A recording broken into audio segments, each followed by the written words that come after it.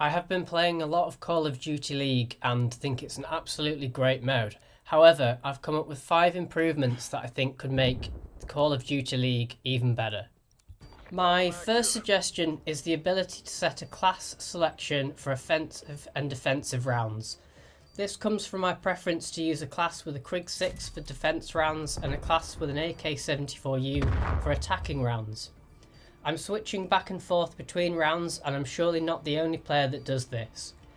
This suggestion would negate the need to dive into the menus after each round and would keep me in the game.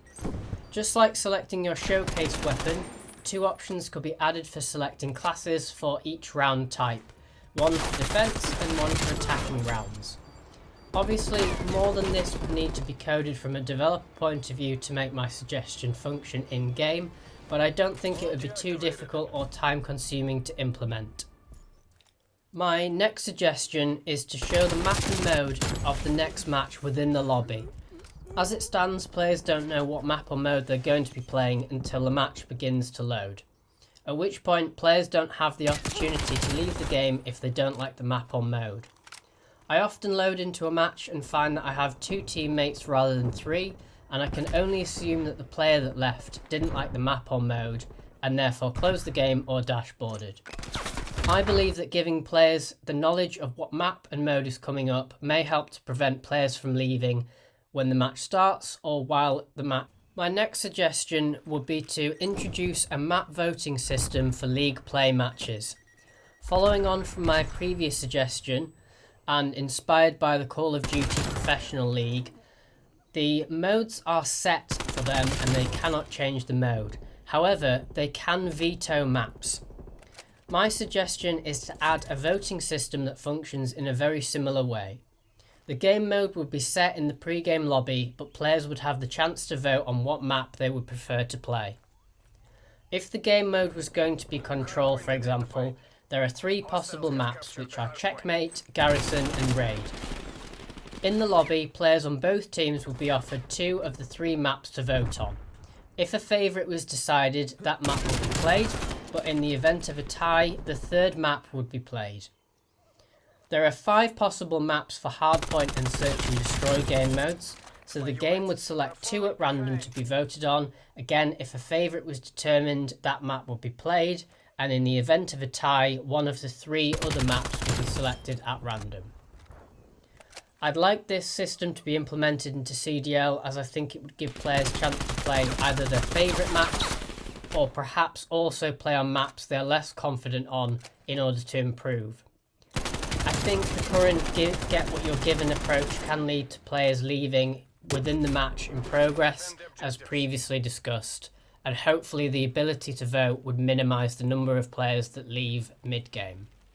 My next suggestion is in the lobbies to have top-down images of all of the maps and mode combinations.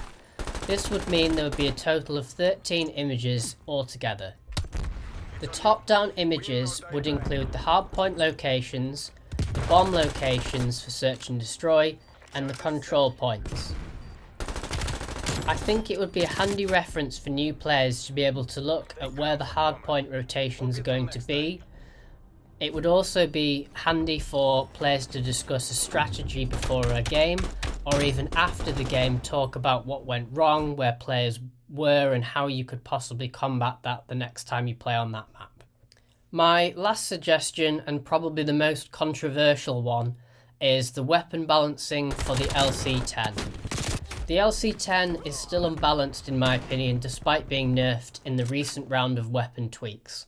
The patch notes mention that the max damage range of the LC-10 was reduced by 41% and slightly reduced mid-range damage.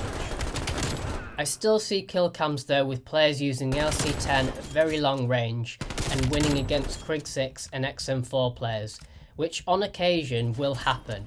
However, I see this often enough to suggest that the weapon is still outpowering AR players, and this isn't really the role of an SMG.